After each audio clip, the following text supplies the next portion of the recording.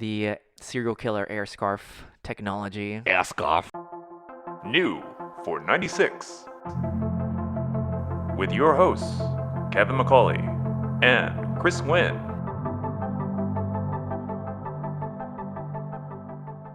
Todd is like the worst name. I'm sorry if there are Whoa. any Todd listeners. That's Isn't it? offensive to me as a Chad name hater.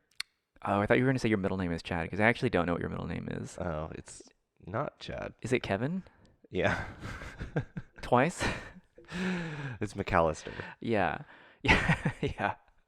Wait, I know there's a W. Oh, Walter, obviously. No, Laura really likes the name Walter, but it is William. I know that. Yeah. I knew that. Do you? Maybe. Why would you know that? I don't know. I saw it on your email address, one of like 7 that you have. I have more than 7. You have like your primary one is like me.com. It's not Which primary. is That's wild. like my personal one. Aren't they all personal? It's not like you work for a corporation. Yeah, like I have the me.com one still, of course, because you need that for iCloud, I guess. Technically, an LLC is a corporation, is it not? I guess it's limited liability company. Or maybe. No, it's a corporation, yeah. I don't know. I guess so. Do you consider yourself a corporation? I'm a people, so yeah, corporations are people, my Yeah, friend. that's true. Yeah. So what is your like weirdest email suffix? Like you've got me.com. Do you have a Hotmail still? No. I have like 15 Gmails, Okay. and then I have like a few domain-based ones. And then the me.com is just like, I used it for years because it's the most convenient because it's native to Apple Mail. I guess so. Yeah. I still have a Hotmail, I think. Really? I haven't logged into it in years. I don't know if I guess they probably deleted I'm it. sure they purged it. Yeah. Yeah. It's owned by Microsoft, I think. It was always owned by Microsoft. Was it? Yeah. Okay. I didn't know that. Was that your first? That was my first, I think, email service. We had a web provider. Well, I had AOL. Oh, yeah. I had AOL email, and then we had a local web provider that was pdq.net. Yeah. I had an email on there, and then I had Hotmail like later high school, I think. I had Yahoo. You had to have Yahoo to have Flickr. What? I think you had to have a Yahoo, like you logged into Flickr No. with a Yahoo address. I don't think so because I never had a Yahoo address and I had a Flickr. Okay.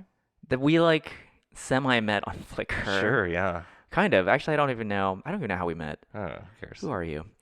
No, you know what? My first email address, I forgot. My dad had a friend who had his own ISP. Like he Whoa. started one up here in Houston, and his name was Ted, and You sure it wasn't Rudy Tomjanovich? it was not, although his son went to my school. Really? Yeah. Well, he was the spokesperson for pdq.net. Oh my God. Yeah. They had I- commercials on WB with Rudy T. I don't know anything about sports except I only know this because the kid went to my school, but he's the like manager of the Rockets in the 90s. He was the coach. Oh, coach. See? He was the coach, I think, during the 2 championship years. Okay. I learned something new about sports, unfortunately, today. But it was, his name was Ted, and his ISP was called TEDx. And I think my email address was something at TEDx.com. It doesn't exist anymore. Wow. But that was where my first website was, too. And your first TED Talk. Yeah, you know what? I was so afraid. We had to dial in to my dad's friend's house, basically. And that's how we connected to the internet. And I was always afraid that he would see what I was like looking at. Oh, God. Which, of course, I'm Googling, or not at the time. I guess it was info seeking hardcore nudity. Bart Simpson naked. Yeah. So I could just draw that. I remember my uncle sent my dad an email with like the lightest, like in jest with like the lightest pornographic images or something of like a female like washing a car or something like In this. jest? I don't know, it was some goof. And my dad like saved it to the desktop or something as a joke. And I was like, and this was like the family computer. And I was like, Okay. oh no. I was like, did they bust me on something? I felt like This I is was. where you should be looking back on this and thinking, wait, I don't think he was joking. I think they were trading pornography. Probably, but it was like extremely tame, but I was paranoid, like, oh, like something in my history has caught up to me and I'm busted. Yeah. Like I was like somehow something I did or like whatever has resulted in this, and I like immediately deleted the evidence off the desktop. Well, you were just downloading the images for the articles, Right, so exactly. it's fine. Yeah. Yeah, just for the metadata. Yeah. So welcome to new for 96. 96, a internet history podcast. It's been a second. It has. We don't have to say that. People Yeah, know. I know. I was just thinking every conversation we have, like we're at a point in our lives where every conversation we have is like basically the Wayback Machine, which is Yeah. the internet history website. And that's like, we are getting to the point where everything is just like, hey, remember this? Oh God, I hate that so much. Yeah. It sucks. Yeah. Although that is a fun website to go like and dig through. It's cool. It's just I wish you could. It's hard to like use it for like real like research or anything Yeah. because it's like none of the pictures work, none of the links work. Yeah. Usually. But it did work for, so we, a few episodes ago, we looked up like old manufacturer websites and old dealership. Yeah, Yeah. the Momentum dealership website was Yeah. crazy. The GIFs were heavy back then. Yeah. So, Yeah.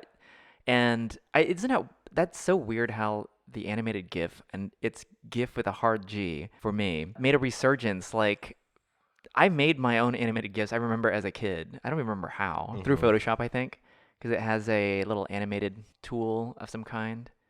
Do you remember that? Yeah. Yeah. Okay. The Yeah. time with the timeline. Yeah, yeah, Photoshop. The timeline. Yeah, yeah, yeah. yeah.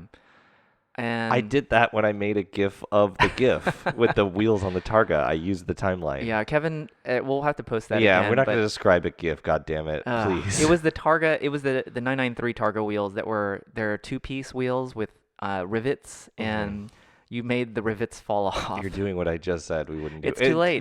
The rivets fell off, You know and then the how- wheel rolled away Yeah. from the rim barrel. Okay, in the defense of GIF, Ugh. which I don't say, but one person explained it to me, and this was the only time it ever made sense, is because people would refer to as, they would say GIF. People would say, for the first like years of the format, people would describe it as a GIF, and so GIF was like shortening that. Oh, like just GIF? GIF. Like, give me that GIF file. That still doesn't really make sense because if you're spelling like GIFT, you're still not saying GIFT. I say GIFT. Of course. Yeah. Yeah. I've never understood your GIFs that you've given me, but yeah, even the guy who created. I am a good GIFT giver. Yeah.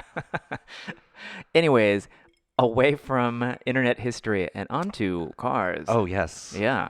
So we've got some topics here. We do. Yeah. Can I go into this one that I wrote a note about on May 18th?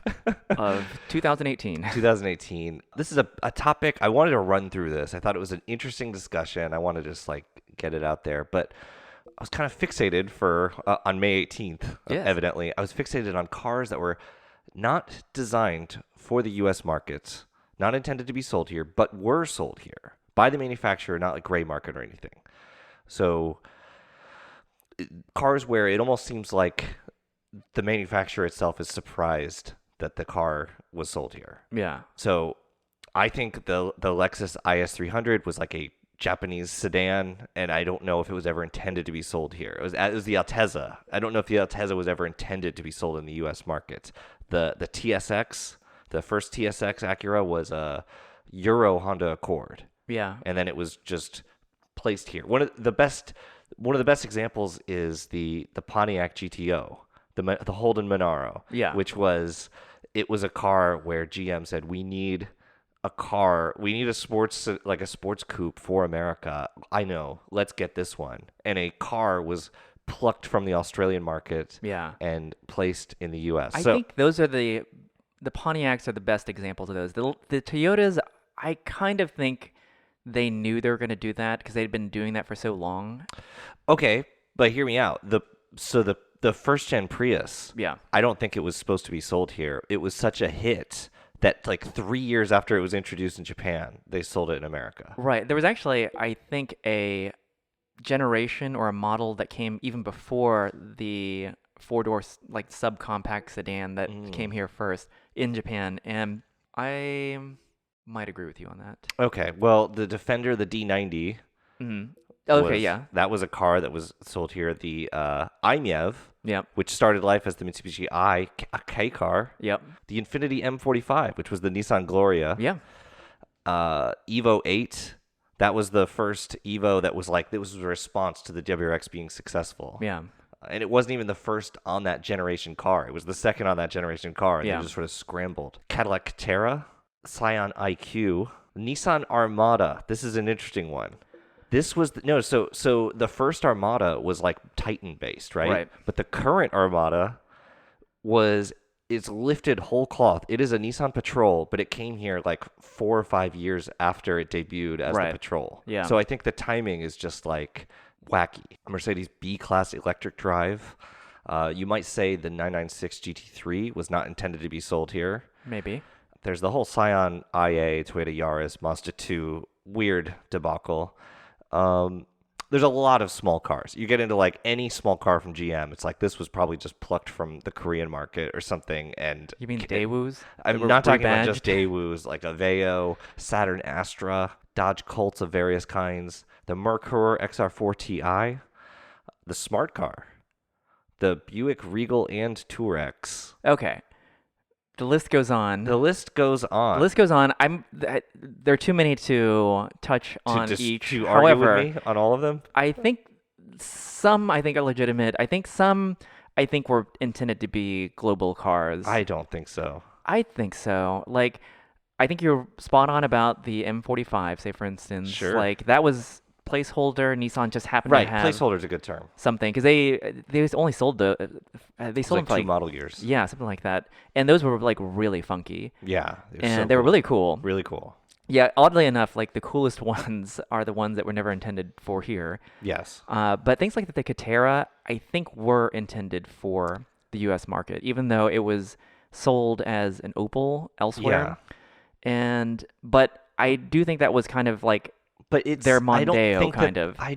But it was rear drive, and it was only sold as a Cadillac. I know it looked like a Malibu, but it was different. Yeah, GM was doing some stuff where like it made sense for them to fill the hole with something. I mean, they were trying to compete with like the 3 Series and But I the think ES300. when they realized they were trying to compete with the 3 Series is when they're like, oh, we got to scramble and grab something from Europe. I think you're missing one. The G-Wagon. The G-Wagon. That was your contribution that I thought was a really good answer. It for still sure. isn't intended for the U.S. market. It's not intended for human consumption. No. So it's not intended for civilians. Yeah. So that was my topic. It's something to mull over. I think our listener, Chime in. they could chime in. Chime in with any other cars that you think were not intended for the U.S. market, but made its way over here nonetheless. And I like going back to because you had an IS. I think it was designed for the Japanese market, but I think they intended to bring it over here to fill the place of an actual 3 Series, like a competitor. If anything, I think that was like a wait and see approach, because I think for a long time in the 90s they probably said, we are not that type of brand. We print money with the ES300. We are not aiming at the 3 Series. Yeah. And then I think as my perception was always that Lexus sort of got criticism for being kind of dull. I don't think that was the case then. But In they the made late a real 90s. push in the late 90s. In 98, they made a Right. real push for like, we do performance. Yeah, Also the with the GS. GS. See, that's the thing. So the GS, I think the GS and the IS are spiritual siblings, I guess, because they're both very JDM looking, and the way they're, just the feel of the car just in general. And I think those were always intended for, at some point in time, the U.S. market. I think there was kind of a longer term plan. It's possible. I mean, it's impossible to know. I think I know that I feel the GS was always intended to be sold here. I'm not sure about the Yeah. IS, just because it is like a new segment for them, and it is small. You think about it, like the LS400 was the only And it car. didn't have like a Lexus-like interior or anything. No. You know? In fact, I don't think any of them, even the RX 300, did not have like a Lexus-like interior. I think it's weird It because did. It kind of did for the time. I don't think so. I mean, it kinda had wood, but that's about it. I think it was pretty much like an upscale, and the Highlander wasn't even out at the time, but I think it was basically like an upscale Highlander of sorts. But the LS400, I think, was the only car really in the 90s that Lexus designed primarily for the American market. And the Soarer. Maybe. I read into it. The SOAR, the SC 300 400 was designed as like the follow up, like the next thing after the LS 400 success. Okay. That's It was interesting like because the coupe flagship. we didn't even get like the good ones here. I know. Which is interesting. I know. Like you should look into, if you've never done it before, just the different SOAR models that that I guess just the Japanese market got, but they were such advanced cars. Like even I think four-wheel steering was available Wow. on the GT Limited or something like that. I really wanted to get one of those after the Celsior, but I was already scared with the Celsior, like finding parts for it. Wasn't there like a weird suspension, like hydraulic suspension version or something that's like No, but it did have air suspension. But luckily that swapped out with U.S. market struts. The only thing that I could never ever find parts for was the separate rear AC that the car had. No, I meant on the Soarer. Wasn't there a special edition with yeah. like a freakish suspension that they only made 200 Yeah, of or there was something? some special suspension system. Yeah. Yeah. And that was one of the thing. There was one for sale here for like $12,000, something like that, Yeah. like in the Houston greater area. And Yeah. it was so tempting, but there were so many unique parts to the car that were already sort of failing, I think, Yeah. that I just couldn't do it. Can I end this topic that I started Yes. and jump to Yes. the next? So I went to Ohio. I saw Brad You and did go to Byron. Ohio, yes. Went to Ohio, and Brad asked me what I thought of the Porsche 996 Classic Coupe, Ugh, which yeah. is great. And he asked me with this tone of like, so what do you hate about this car? Because this is the car that went up for auction at this Porsche 75th anniversary auction. Just recently. Porsche made it, and the like $1.4 million price, whatever, is obviously not reflective of any sort of reality, anything to do with 996s. the deal? This is a one of one car made by Porsche in 2023, so it's going to be worth all the money. And Jerry Seinfeld bought it. But my problem with it is, I mean, obviously I hate it. It is Obviously. it's a 996 restore. It is cool that it has a GT3 motor. But it is like it is aping the 997 Sport Classic, which was a special edition we didn't get here. And it's a bad car Right. with a ducktail, and it's this light gray color and it has these light gray stripes. Yeah. And so this 996 is like completely taking that look. It's got the fake Fuchs, it's got the same color, it's got the same ducktail, the same stripes, and applying that to the 996. And it just is baffling to me because it's like this is supposed to be the celebration of the 996. Like the 996 is firmly in classic territory, so we're going to celebrate it by making a knockoff that's supposed to look like a 997. I'm surprised Porsche didn't put those headlight covers that mask off the rest Yeah. of the headlight and just reveal the oval so it looks almost like a Yeah, 997 the or a 993. aspirational The aspirational, yeah. and headlight covers. It's just like it's so bad to me. I agree. I mean, the Just mechanical aspect again, sounds. the execution, all of it's great. The idea is fine, whatever. But just the like philosophically, it is bankrupt to model it after a 997. That just seems like a punch in the gut to the 996. Sure. To say the homage to the 996 You is a mean fake 997. That even Porsche looks at the 997 aspirationally and say, Yeah. we wish that it had been the 997 Or from the whoever start. made this. Like obviously it comes down to like one small team's vision, which I Right. think was totally misguided. I do too. I mean, it was done for the internet likes.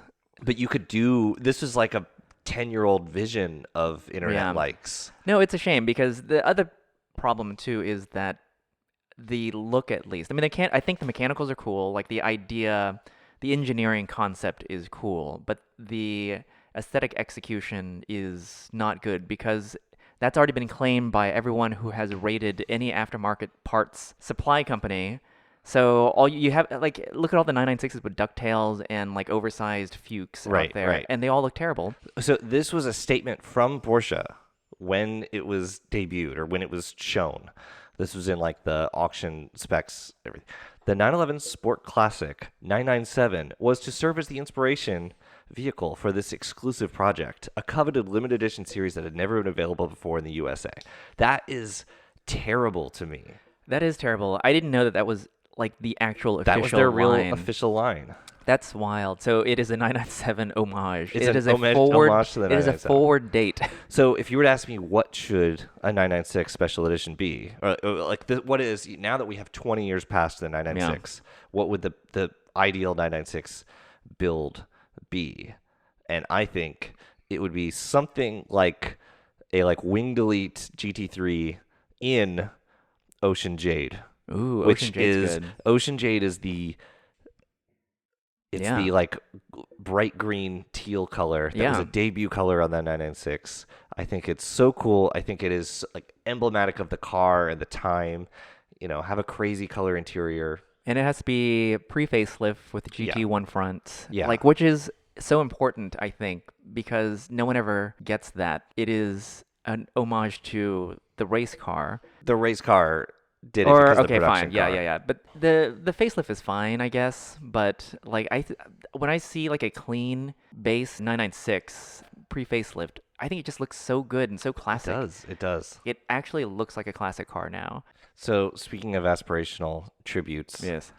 the Singer DLS turbo thing Yeah. also debuted this week. So this is actually sort of relevant. So this reminds me both the classic coupe and the DLS remind me of the 930 turbo study Yes. that they did, where I don't like that Right. either. I mean, the idea is neat, but the execution is so cartoonish to me. And with the oversized Fuchs and just, I don't know, the smoothed over body lines, I think you kind of erase what makes those cars interesting. And this one is also kind of cartoony as well. And then, of course, how people describe this car is how like extreme it looks and whatnot. And I kind of think, I don't know if it's start to say it. I think RWB already did this, like the extreme, like wide look, the extreme just kind of interpretation of 911s and race cars and whatnot. And I don't know, this doesn't seem like they've gone kind of cartoony, and it Yeah. seems like they're again doing it for the likes more than like doing something interesting. The original Singer was such an interesting idea, like so original. Cherry picked the best parts of all 911s Yes. and put it into the Right. reimagined 911.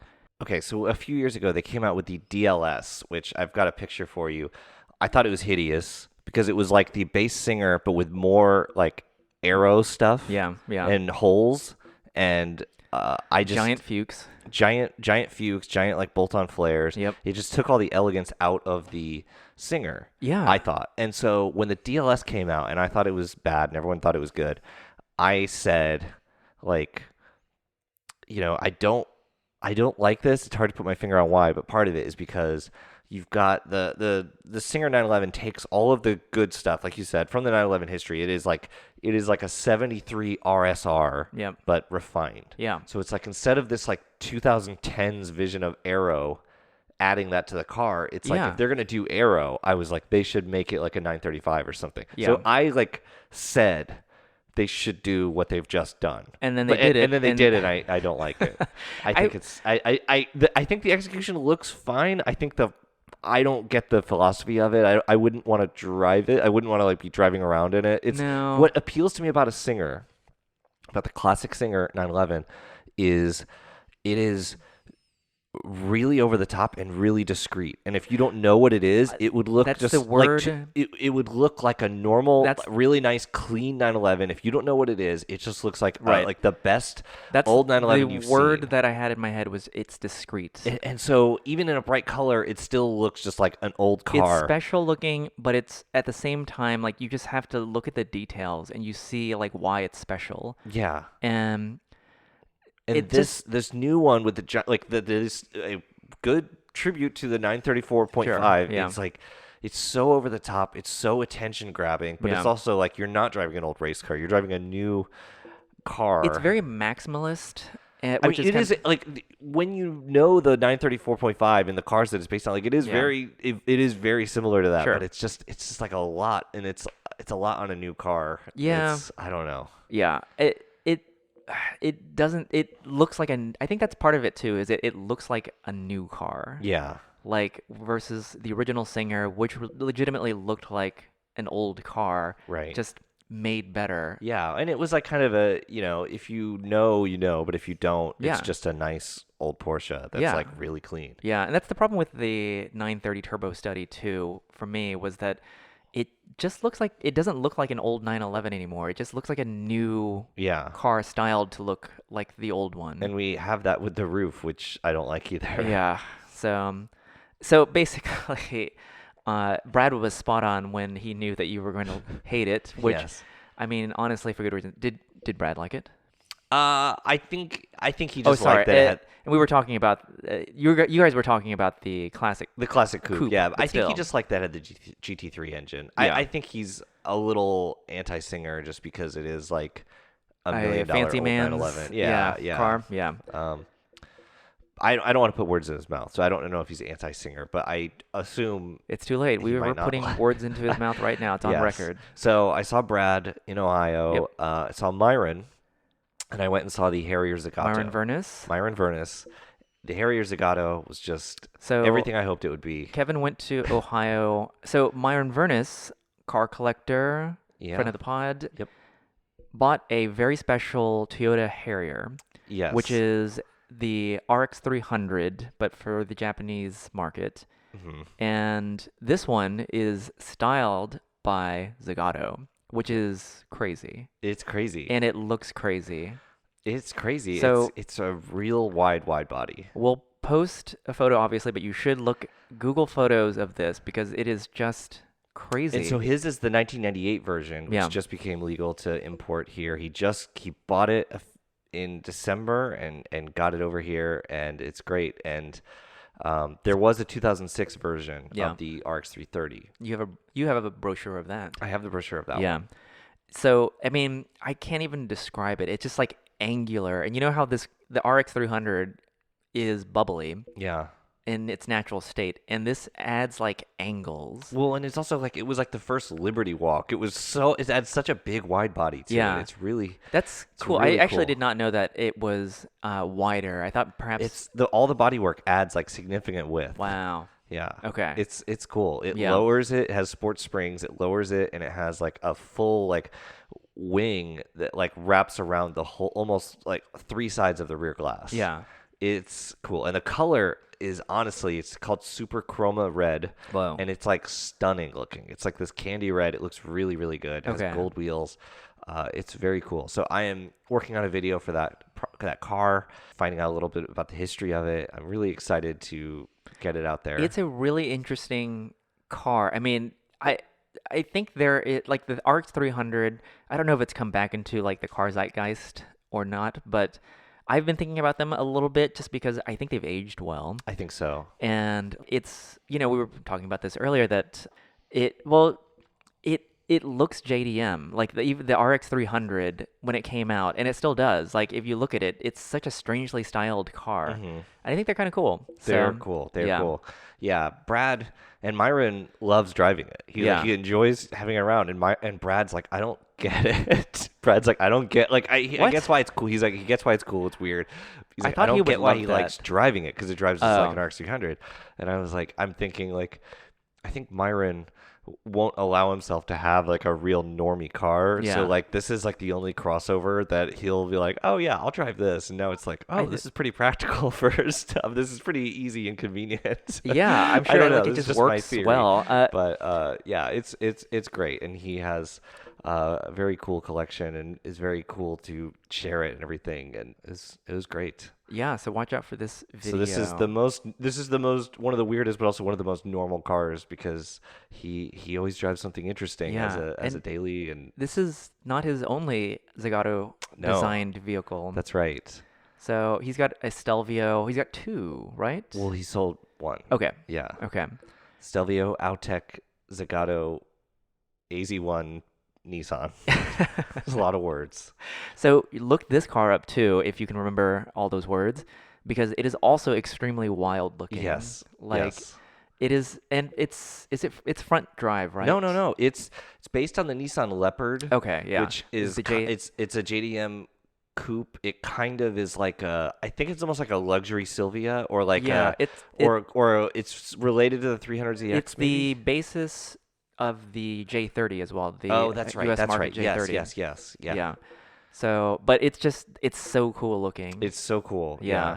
So did he just buy another one as well? He has. Like, I don't. Based on the same, it's based on the Stelvio, but it's something Yes. else. Also, I think they were supposed to make 200 Stelvios. Yeah. And they didn't quite find like buyers, or they didn't quite have the markets. Yeah. So it was like they made 106 or some such. And I think they made a follow-up called the Gavia. Yeah. That was the same same hard points, but like a little bit more normal bodywork. Yeah. But they only made 16 of those. Oh, wow. Yeah. That's wild too. Yeah. Yeah, I think you'd mentioned it and I looked it up and Yeah. It looks really cool. it looks really cool. Yeah. I like imagine driving one of those in the 90s. I know. You would in Japan of all places too. It would just be wild.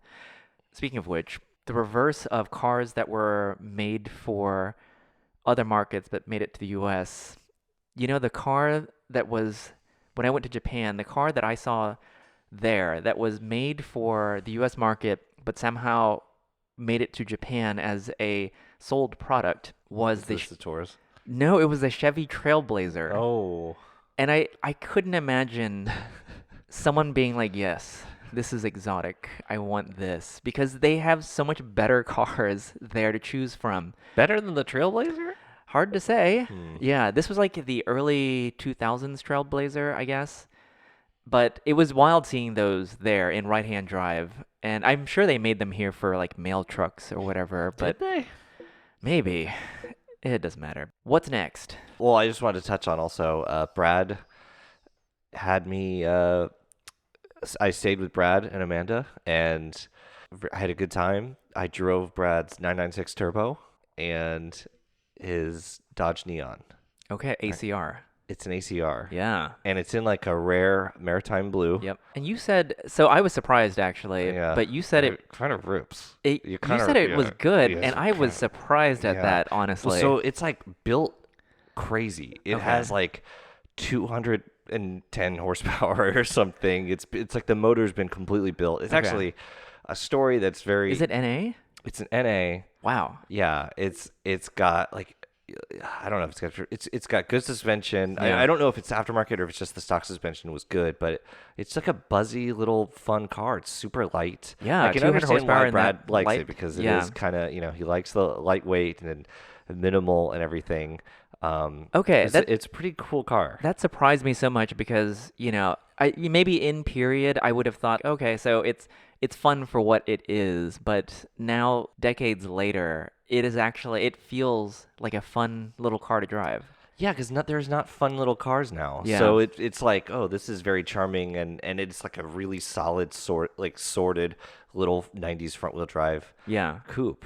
that's neat. Yeah, it is the coupe. I've only ever seen one, and I think it was at Redwood Austin. Oh, okay. And so, do you think that in that context too, other special cars of that era, I'm using air quotes a little bit, but like an SVT Contour, say for instance, do you think that's good in today's context? Yeah, I do. I think the Yeah, I know SVT you love them. It was good in yesterday's context as well. I like the idea of them. I have no idea if they're good to drive because none exist anymore. They're good. The interior, I know that I've said this before, and I know that like it sounds like I'm exaggerating. Yeah.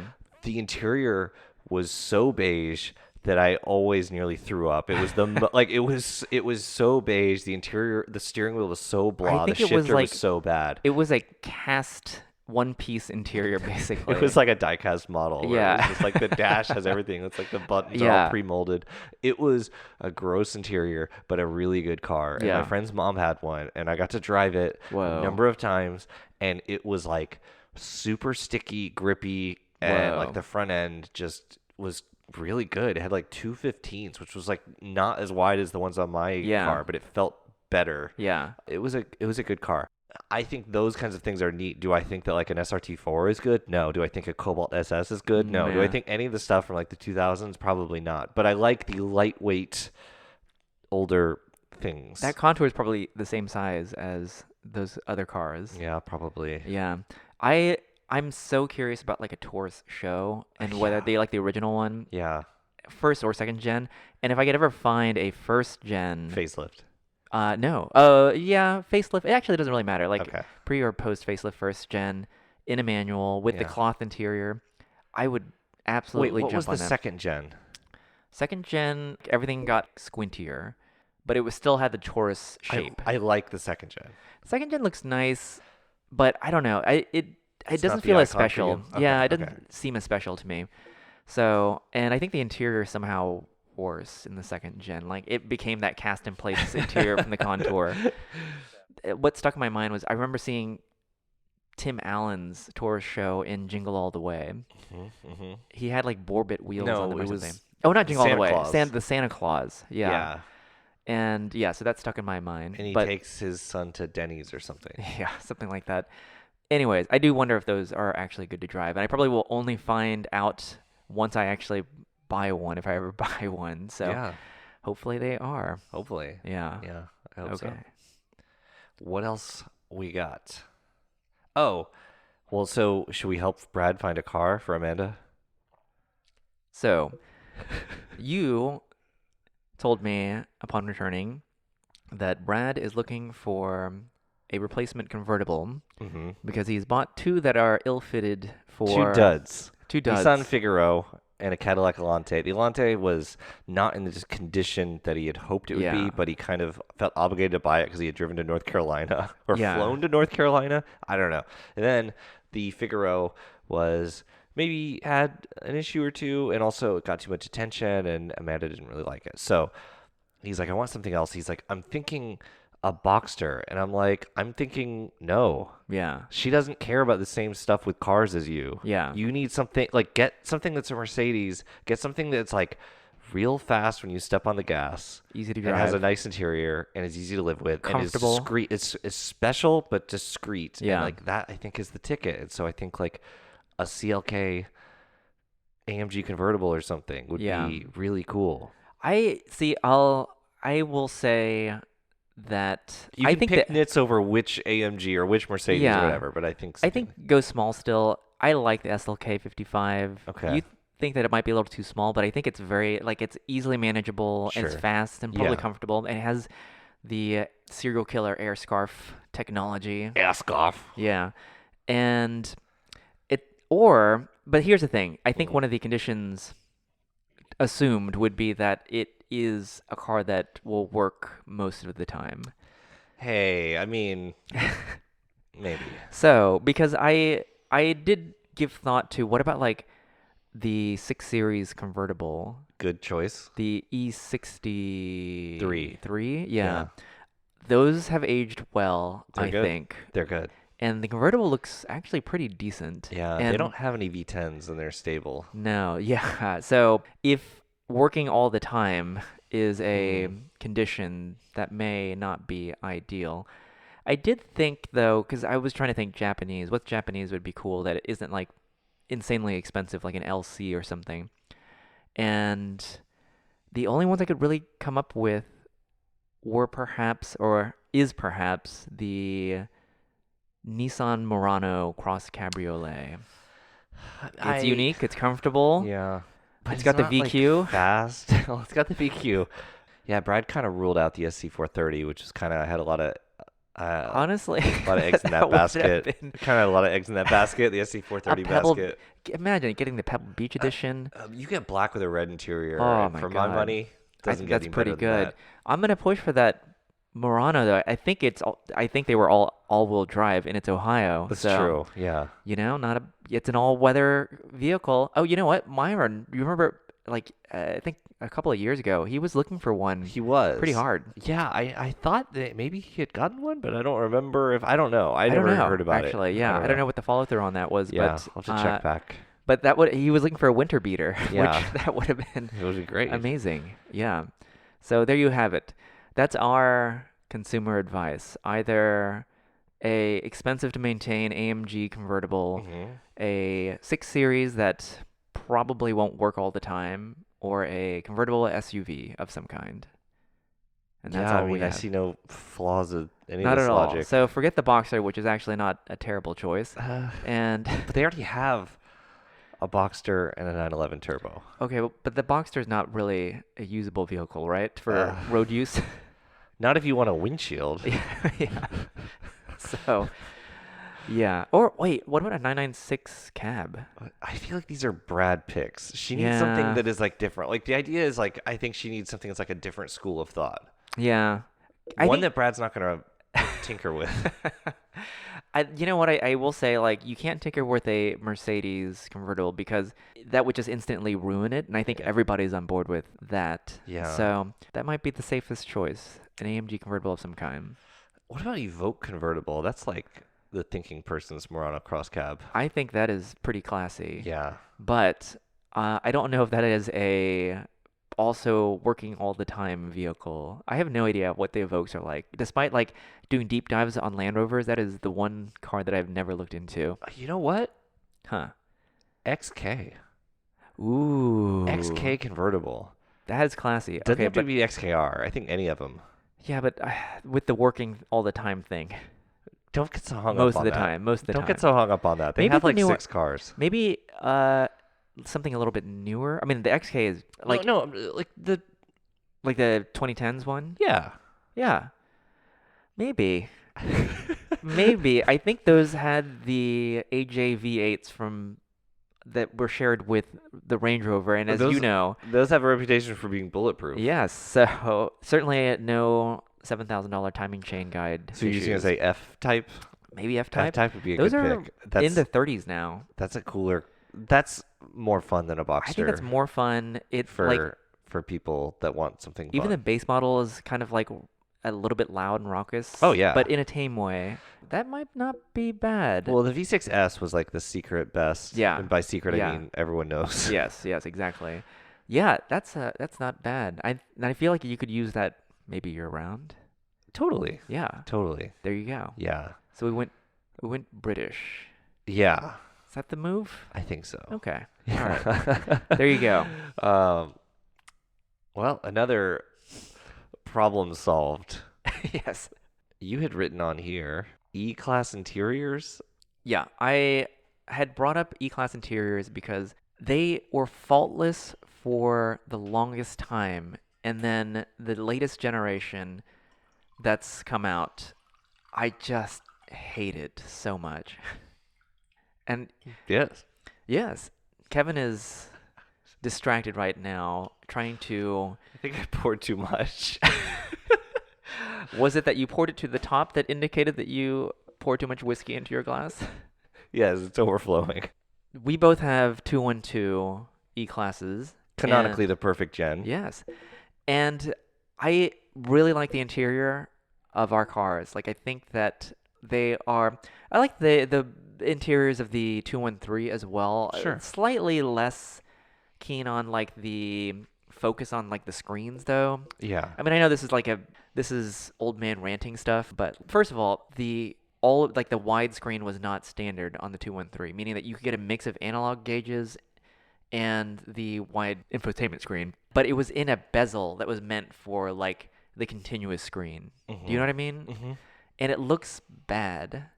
Yeah. And the entire interior is designed around this screen. It is anchored by this screen, and I think it looks terrible. Yeah, it's not just that it looks terrible, but it's like you don't have enough nice stuff in front of you because it's all this screen. So what's nice about the Mercedes interior of the 2010s eras is like it's a nice there's metal, there's wood, there's soft touch plastic. It's a nice design. You see all these materials. They all are nice. Yeah. They all there's something nice about them, and now all of that is blocked. 90% of that is non-existent because it's these screens that in 6 months will look and feel like a Kindle Fire tablet. Yeah. So it's like you just don't have nice stuff in the interior because it's all just void, and it's gonna be crappy. Yeah, and it's not to say that these aren't going to be high quality interior. So this is especially true of the latest one. And I say I asterisk the 213 a little bit, the generation after ours,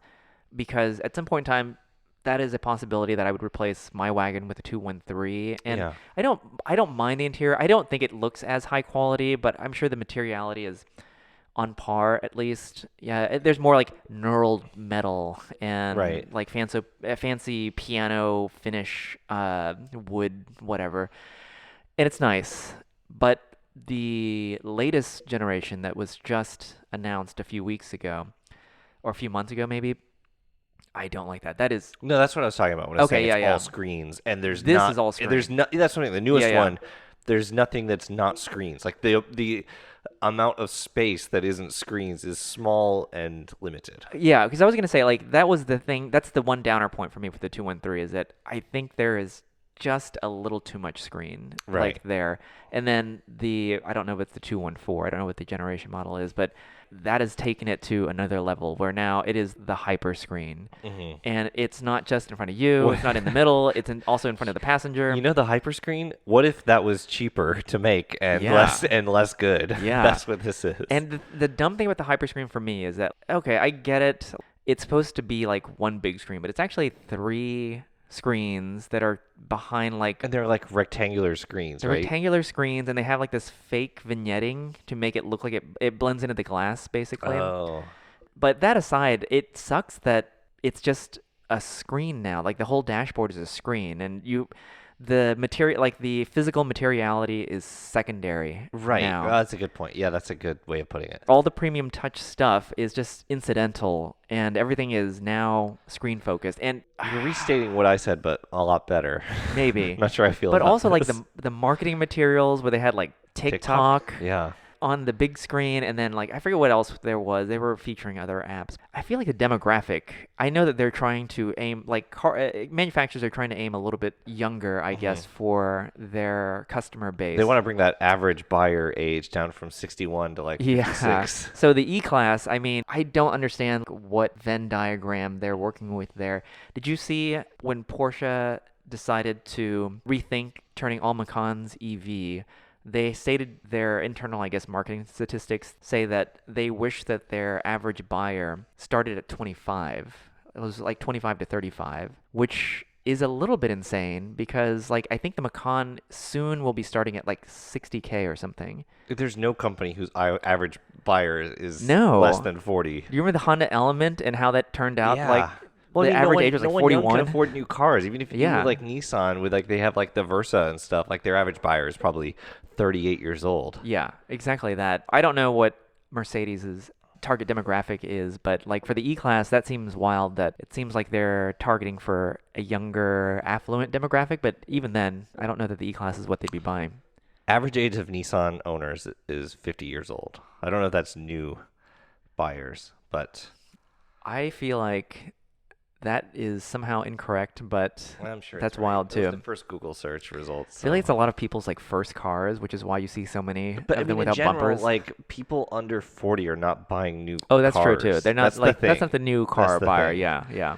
Um, But you know, and we don't have to go into a tangent about like how expensive cars are now because that's been Right. talked to death. Right. But like it is crazy that it's not even 40 now. I think it's above 40. It's like $43,000 for Yeah. a brand new car, and that's just a normie car. Right, Nothing right. special. I'm picturing like Porsche making the Macan. I didn't know that news about the Macan not going all EV. Yeah, they're rethinking it because that's their volume seller. That's the volume seller. And Yeah. I'm picturing like when on The Simpsons when Duff Beer went non-alcoholic, and it's like 5 minutes later, and Well, that's the end of he's me. closing the gates, and he says, "Well, that's the end of me."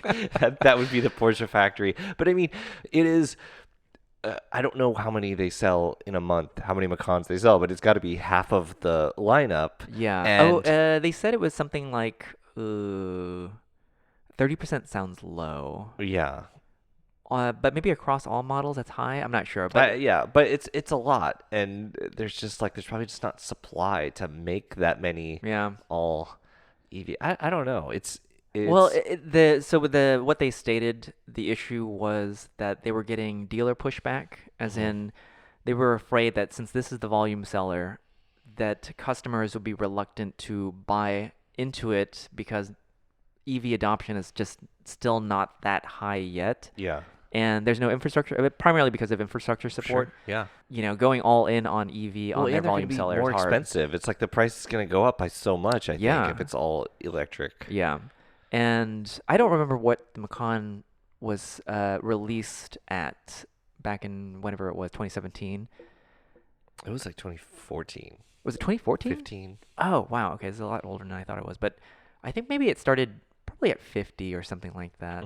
So maybe it's not so crazy that they start at 60 now, but But I can't imagine them keeping it 60 unless it has Oh. the smallest battery. yeah, absolutely not. I mean, considering, I mean, the Taycan is a completely different type of vehicle, I suppose. You couldn't have compromises. I can't imagine Porsche offering a compromised vehicle just to meet a price point. Right. Yeah, we'll see Well, how that I'm goes. sure someone's going to name like 15 examples. Yeah. Compromised Yeah. Porsches to meet a price point. Yeah. What else we got? Just a minor sport cross thing. Last thing Yes. was that a couple people, when they've seen my wagon, Mm-hmm. they're like, "Oh, you've got a wagon now."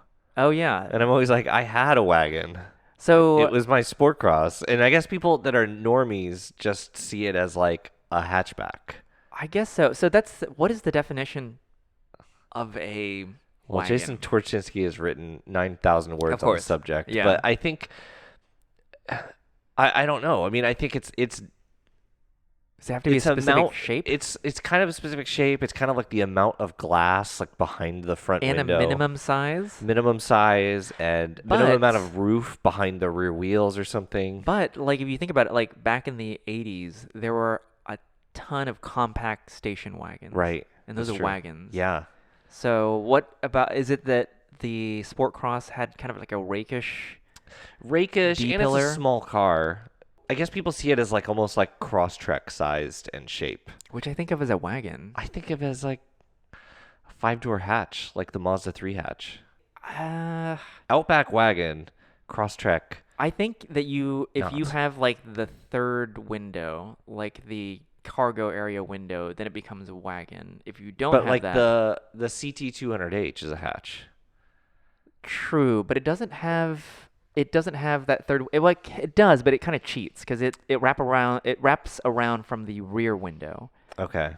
so it's kind of like a faux Hmm. thing. So that's a hatch to me, and the Mazda 3 is a hatch to me as well. It seems smaller. I mean, it's probably the same size as any other kind of like the Crosstrek and whatnot, but it doesn't have that D-pillar window, I guess, or the third window. Yeah. I don't know. It's just interesting that this has come up multiple times. That's funny. No one else thinks of the Sport Cross as a wagon. That meant that no one else saw that as a special vehicle, a rare limited I production mean, it's vehicle. still, I've told them enough times that they did, but it was just a rare special limited hatch. Excuse me, but did you know this car was actually special?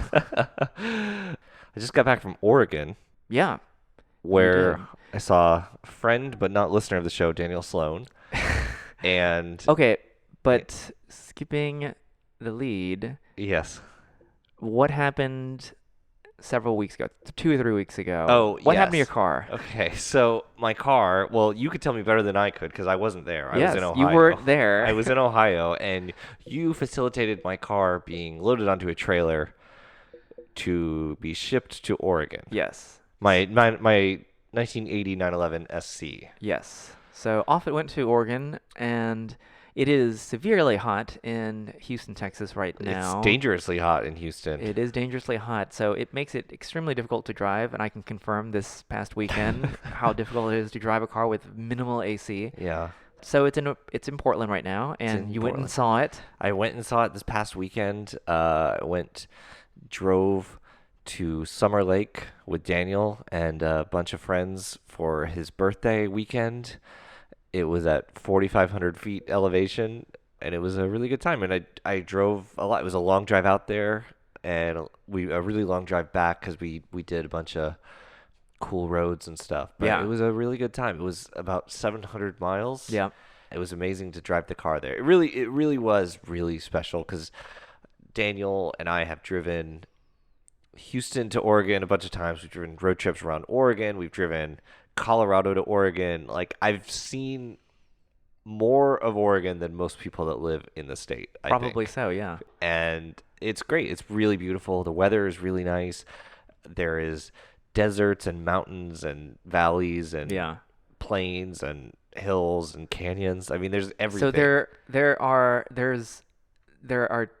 natural features, Natural unlike features, here. unlike here. Yeah. So that was a reason. Was like it would be cool to drive the car in the summer when it's hot, and it would also be cool to see, to drive on these nice roads. But it was really special to me, like driving back from Summer Lake. It was kind of like we went through Bend, and then this town called Madras, and then this town Antelope to get some twisty roads. We went through this canyon. We went through the Dalles. All these places that I had been through before on previous trips, including the first trip Daniel and I made in his M3 convertible back in 2016. So we kind of we kind of unintentionally like retrace some of those steps, and so to see that from my own 911 windshield and be driving that car there was really special and really 'Cause cool. You basically have only ever seen it through various M3s, E46 Yes. M3s.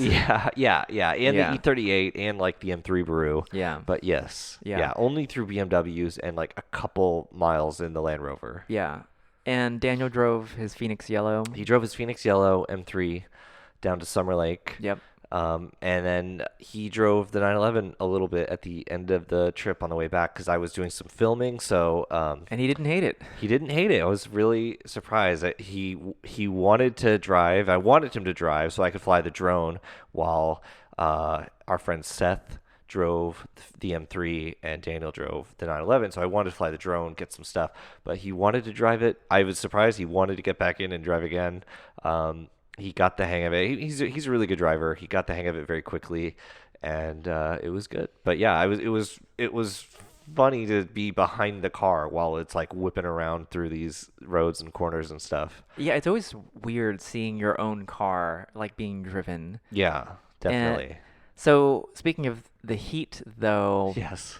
like now Portland is going through a heat wave. I think it's in the mid 90s there. Oh my. Wow. So you just missed that, and I don't know how long it's gonna last. You may have just shipped your car from one hot place to another. Yeah, well, still gonna be hotter here.